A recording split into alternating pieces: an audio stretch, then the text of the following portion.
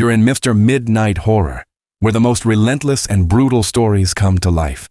The account you're about to hear is real and happened along a desolate stretch of U.S. Route 2 between Duluth, Minnesota, and the North Dakota border. It's the story of Mark and the night he became the prey of something beyond human. But before we dive into this madness, a quick message to our loyal group. If you stand with our pack, your backing means everything. Each like, comment, and share helps us uncover more terrifying encounters and bring them into the light for all to see. The constant roar of my Dodge Charger's engine filled the heavy silence of the road. U.S. Route 2 stretched out before us like an endless ribbon, cutting through the rural expanse between Duluth, Minnesota, and the North Dakota border. We had left the last signs of civilization behind at least 50 minutes ago. No gas stations, no house lights, no other cars. The dashboard clock read 7:37 p.m. The sun was practically gone, leaving only an orange stripe on the horizon, swallowed by the darkness spreading fast. The pine forests on both sides seemed to close in on the pavement, forming a claustrophobic corridor. Emily sat in the passenger seat, bare feet propped up on the dash, fiddling with her cell phone with no signal. "0 bars," she muttered, tossing the phone into her lap. "This is ridiculous." "Welcome to the middle of nowhere," I replied, forcing a smile. "That's the beauty of it. No messages, no bosses, no noise." She gave a short laugh, but she didn't look convinced. Emily had always been more of a city person, and any place where the silence outweighed the sound of traffic made her uneasy. I, on the other hand, needed this. My shop back in Chicago was a hell of noise, smoke, and impatient customers. We stayed quiet for a few minutes. That's when I realized there was something wrong with that silence. It wasn't just the absence of cars or people, it was like nature itself had switched off. No crickets, no distant owl hoots, not even the rustle of leaves despite the cold breeze hitting the car. Emily noticed too. "It's giving me the creeps. Feels like the world's dead." I was about to respond when it happened. A violent impact slammed the car on the right side. A dull thud of metal crushing, followed by a jolt that made the Charger drift slightly toward the shoulder. I gripped the wheel tight, correcting the steering. My heart was racing. "Mark!" Emily straightened up, clutching the seat back. "What was that?" I glanced in the rear view. Nothing. The road behind us was empty, drowned in shadows. No headlights, no dead animal, nothing. Must have been, I don't know. A chunk of tire, maybe, I said. But my own voice sounded weak. That's when the smell hit. First faint, then suffocating. A mix of wet fur, old blood, and rotting meat. My stomach churned. Emily covered her nose with her sweatshirt sleeve. "Jesus, that's disgusting." I pulled the car onto the shoulder, flipping on the hazards. The brush on both sides looked taller here, the trees forming a dark wall. "Stay in the car," I said, opening the glove compartment for the flashlight. The cold night air hit me as soon as I opened the door. The wind carried that horrible stench, stronger outside. I walked to the right side of the car, and the flashlight beam revealed 3 deep grooves in the metal, starting at the height of the rear window and running down near the wheel. These weren't normal scratches. They were long, parallel gashes, with the steel edges bent outward, like something had dug in claws and pulled. I crouched and touched the metal. It was still warm.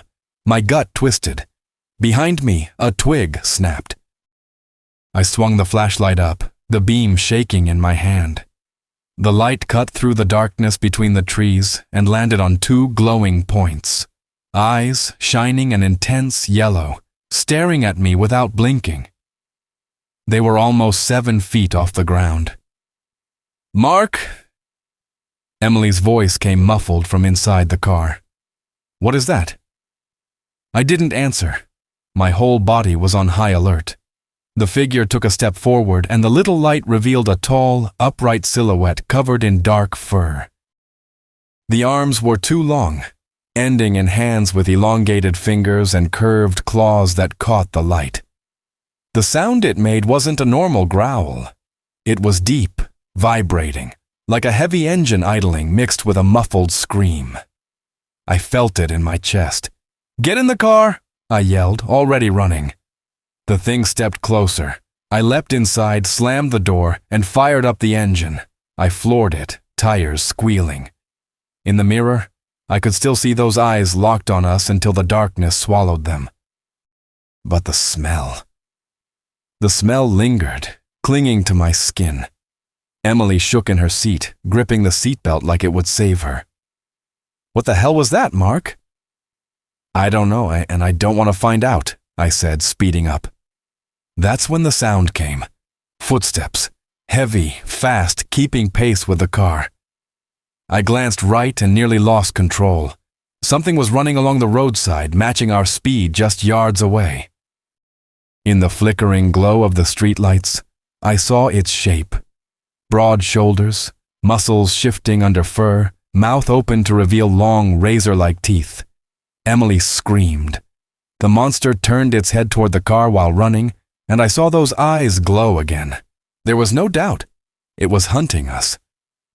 I pushed the pedal harder, but it simply kept up, claws scraping the asphalt and throwing sparks. Then it veered away, disappearing into the forest. "Is it gone?" Emily asked, eyes glued to the window. I didn't answer.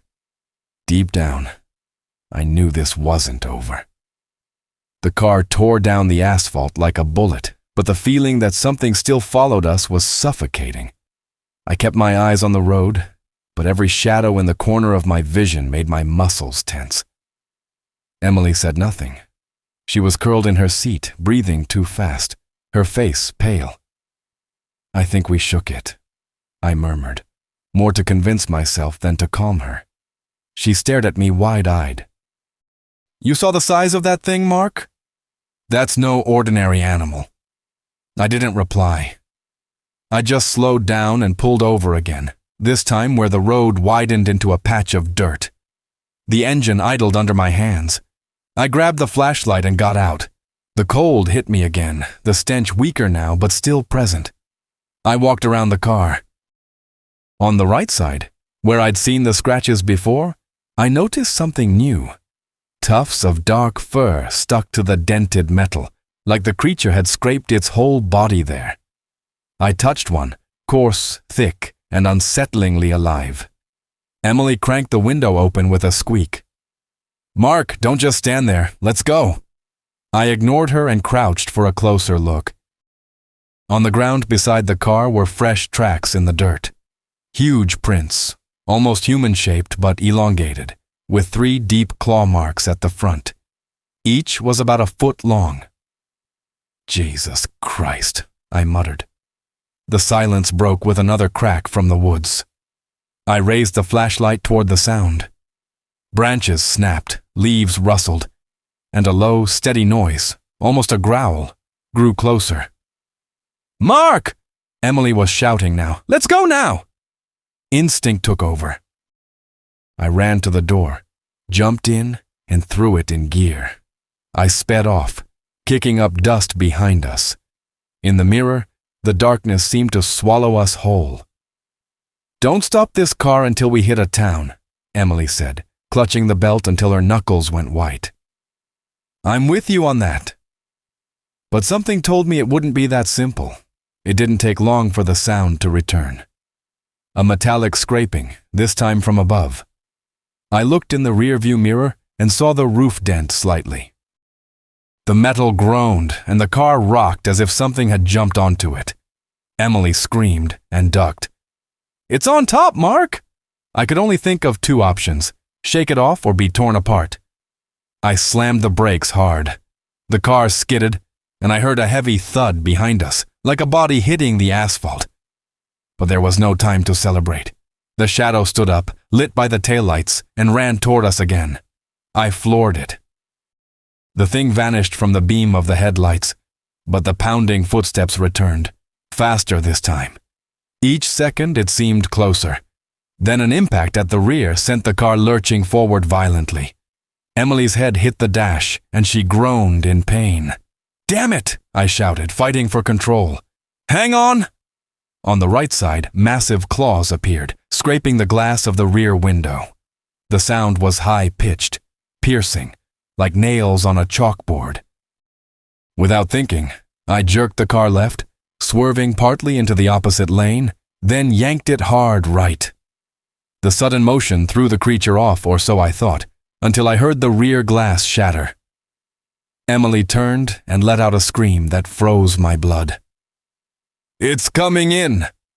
I caught a glimpse in the mirror, a furry hand, black claws at least 4 inches long, pushing through the shattered window, reaching for the back seat. The smell was so strong it almost made me vomit.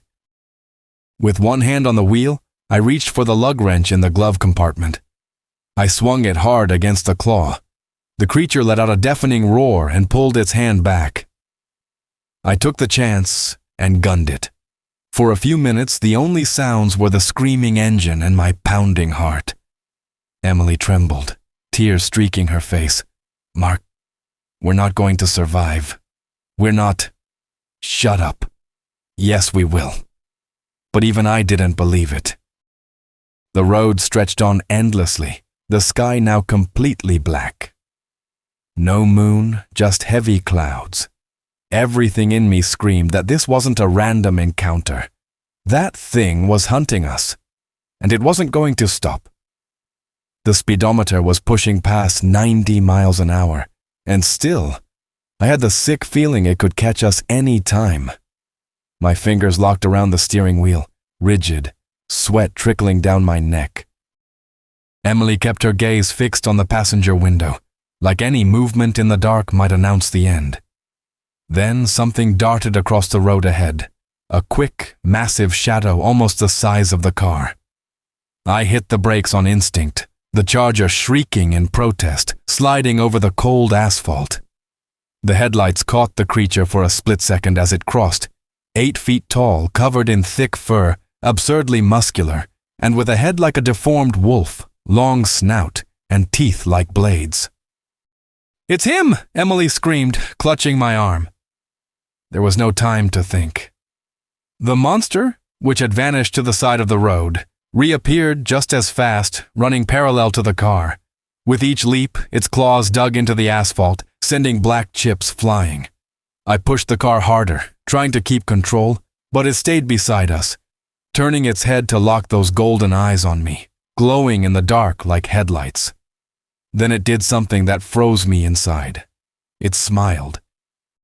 A wide animal grin, flashing fangs stained with dried blood. The next leap was straight onto the hood. The impact crumpled the metal and cracked the windshield, spiderwebbing glass in front of us. Emily screamed in terror. "Hold on!" I yelled, yanking the wheel right. The car shot into the shoulder, rocking violently. The monster dug its claws into the hood to keep from being thrown off. The sound of tearing metal was deafening. It crawled toward the windshield, slamming its snout against the glass and opening its mouth. Saliva and blood splattered the dash. I had no choice. I rammed the car into the roadside barrier. The hit jolted everything. The beast lost some balance but didn't fall. With a furious snarl, it raised one arm and smashed the windshield, opening a hole. A claw reached inside, trying to grab me. I held the wheel with one hand and with the other, grabbed the lug wrench still on the seat. I smashed the claw with all the strength I had. The roar it let out made my ears ring. I took the moment to swerve sharply again. This time, the beast lost its grip and rolled across the asphalt, slamming into the guardrail before disappearing down the embankment. "Go, go, go!" Emily was screaming, looking back. I hit the gas without glancing in the mirror. But deep down, I knew this wasn't over. The road narrowed, the trees pressing closer. The headlights cut only a narrow tunnel of light. Every shadow seemed to hide something. Emily sobbed softly, trying to steady her breathing. Then I heard it again. Not footsteps this time, a scraping of claws on asphalt from behind. Slow at first, then faster and faster. "It's coming," I whispered, my voice barely there. In the rear view, I saw a dark figure running dead center in the road, each stride faster than the last. Then it leapt. A massive blur sailed over the car and landed on the road ahead, blocking it completely. I braked, but it was too late. The car hit it. The sound was bone and metal colliding. The Charger's front lifted, nearly flipping. Emily slammed her shoulder into the door with a cry of pain. The monster dropped onto the hood again, this time pounding the windshield until half of it shattered. Its face pushed through the opening, the stench flooding the car unbearably. Its jaws opened, and in a second, bit into the passenger seat's headrest, tearing foam and fabric like flesh. I slammed it in reverse. The impact threw it to the ground, but it was on its feet before I could shift into drive. In one swift move, it grabbed the bumper and began dragging the car backward, even with the engine roaring. Emily was screaming nonstop. I was losing control, and I knew if it reached the door, there was nothing I could do.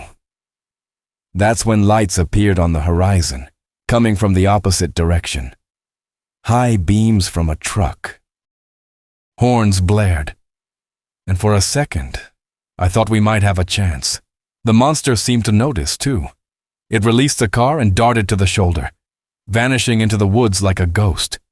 I sped toward the lights, not looking back. The truck was approaching fast, its headlights lighting the road like an artificial sun.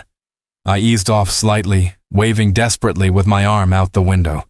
The driver slowed, honked, and stopped a few yards ahead. I got out, the cold cutting into my skin. Emily stayed inside, trembling, her face white as paper. "You okay, buddy?" the trucker asked, climbing down from the cab. He was a stocky man with a gray beard and a leather jacket. "Saw your car dancing all over the road. Looked like an accident." I started, but my voice cracked. How could I explain? "There's a 2.5-meter monster chasing me. He'd think I was on drugs. A huge animal. Almost killed us." He frowned. "Animal? Out here, you've got deer, bears, maybe a wolf at most." Before I could answer, the sound came. A loud snap from the woods, followed by heavy footsteps. The trucker looked toward the noise, but the darkness between the trees hid everything. "Stay close to the truck," he said, heading for the trailer and pulling a crowbar from it. "If it's a bear, we'll scare it off." "No, you don't understand," I began, but it was useless. The noise grew louder, the smell too. I knew that unbearable stench, and my stomach twisted. Emily screamed from inside the car. "Mark!" The trucker turned to look and didn't have time to react. The werewolf burst from the trees like lightning, slamming into his chest. The impact was so strong it sent him flying nearly 10 feet backward, hitting the asphalt flat on his back. Before he could get up, the creature was on him. The first blow came with the claws, slashing his abdomen from side to side. The sound was horrible, like fabric tearing but wetter, more grotesque. The trucker let out a muffled scream, and the werewolf dropped its head, biting into his shoulder so hard I heard bones snap. I ran for the car, throwing the door open and shouting to Emily, "Get out of here!" But she was frozen, crying, staring at the scene. The monster raised its head, muzzle and jaws dripping with blood. It dropped the trucker's body to the ground, but not before ripping a piece of his arm off with its teeth. The crunch of bone lodged in my mind. The werewolf turned to us, eyes locked, teeth still dripping. I knew running was pointless, but I still grabbed Emily by the arm and started dragging her away from the car, toward the other side of the road. The creature followed. Its steps made the ground tremble. It leapt, landing just yards ahead, blocking the path. Its mouth opened in a low growl, like it was savoring the moment before striking. I grabbed the crowbar the trucker had dropped.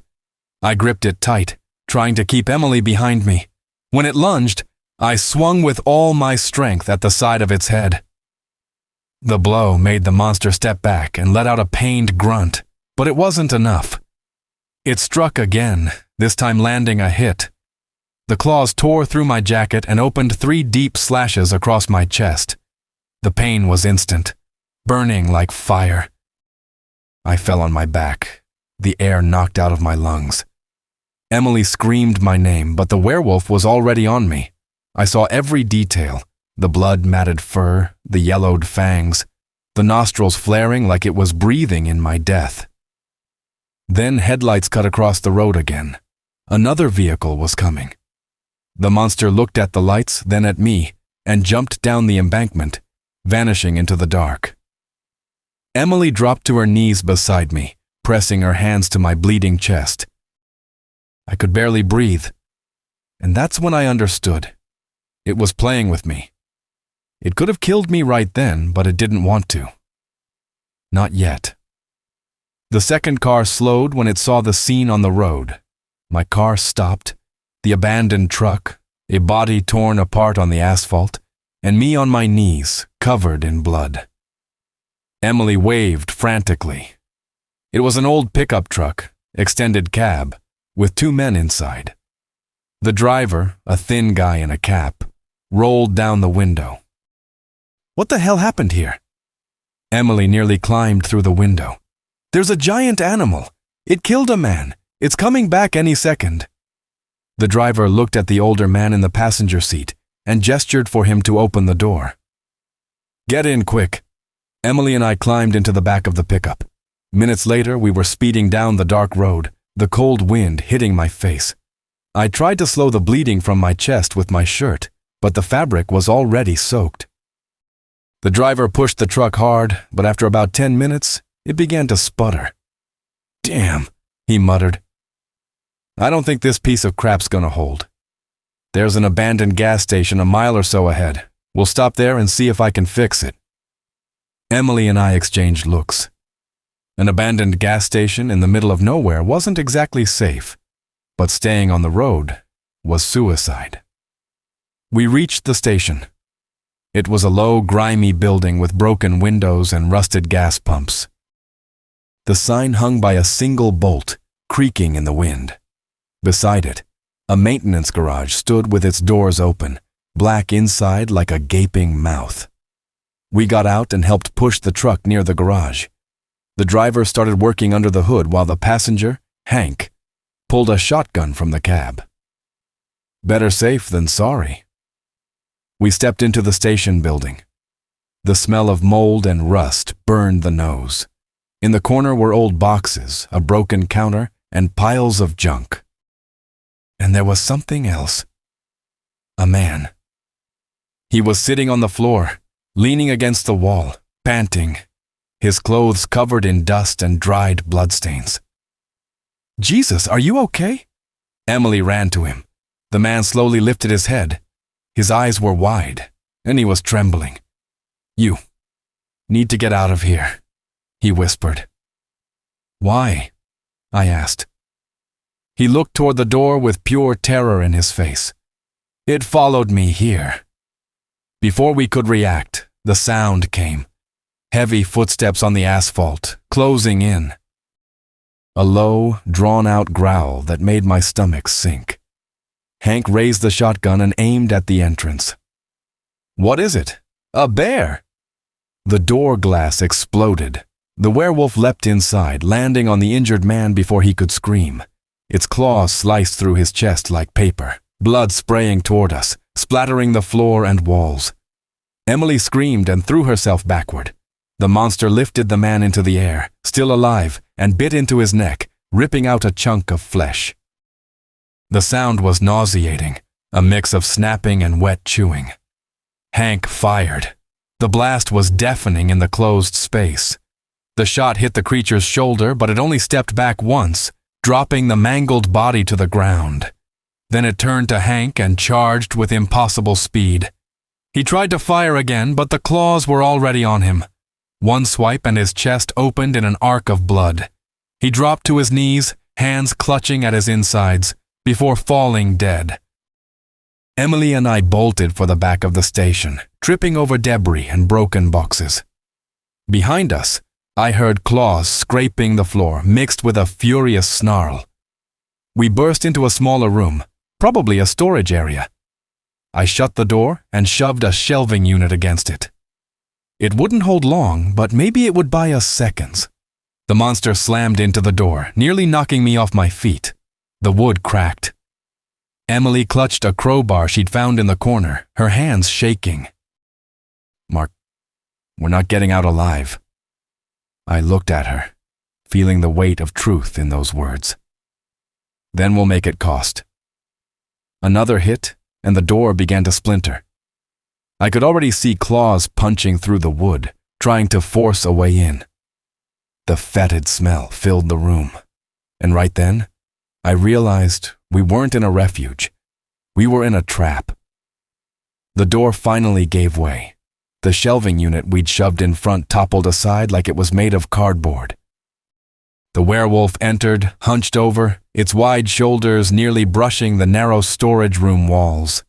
The faint light from the broken window lit up its beastly face, long snout, teeth dripping with fresh blood, and those golden eyes locked on us. Emily lifted the crowbar with a desperate scream and swung at it.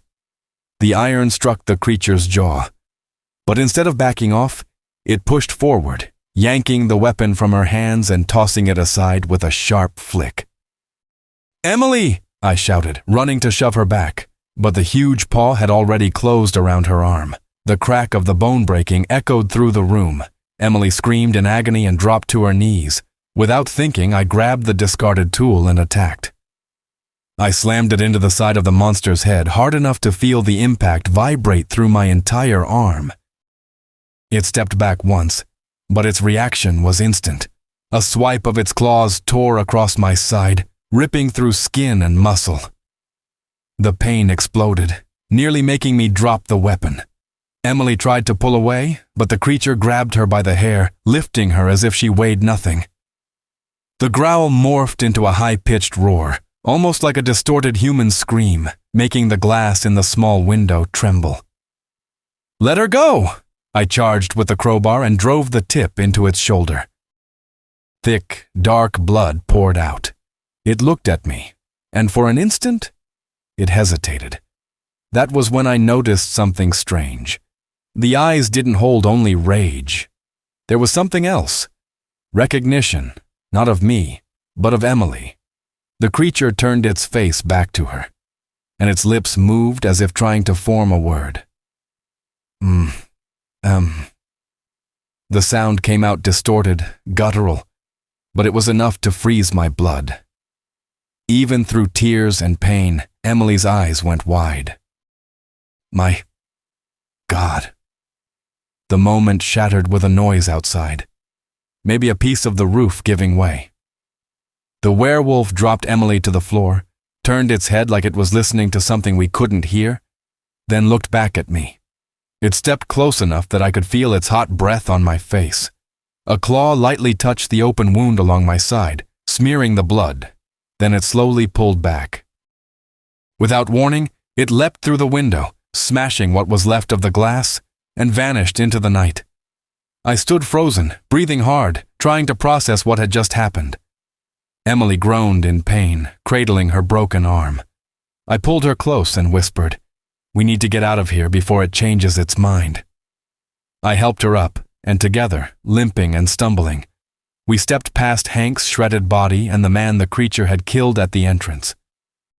The smell of blood was so strong it made me nauseous. Outside, the cold wind cut deep, but it felt cleaner, like we'd climbed out of a grave. The men's pickup was still there, but the hood was open and tools were scattered across the ground. The engine was wrecked. Claw marks had ripped the block apart like paper. "We're going on foot," I said, knowing full well our chances were slim. We set off down the road, leaning on each other, the wind's whistle our only companion. But now and then I could swear I heard something else in the distance. Heavy footsteps pacing us, but never getting closer. When the horizon began to lighten, revealing the first timid signs of dawn, I felt a momentary wave of relief. But it came with a certainty that made me shiver. The werewolf had let us live on purpose. We weren't free. We were marked. And somewhere behind us, in the shadows of the trees, I knew those golden eyes were still watching, waiting for the right time to come back. That night on US Route 2 proved one thing. Some things out there don't just follow you. They claim you. This story may have ended, but the hunt in the shadows is far from over. We'll be here when the next chapter begins. If your heart raced during this escape, tap that like button. Tell us in the comments which moment you couldn't breathe through. Pass this video along to someone who thinks nighttime roads are empty. They deserve to know the truth. And above all, if you've got the courage, subscribe to Mr. Midnight Horror and switch on the notification bell so the darkness will never catch you alone.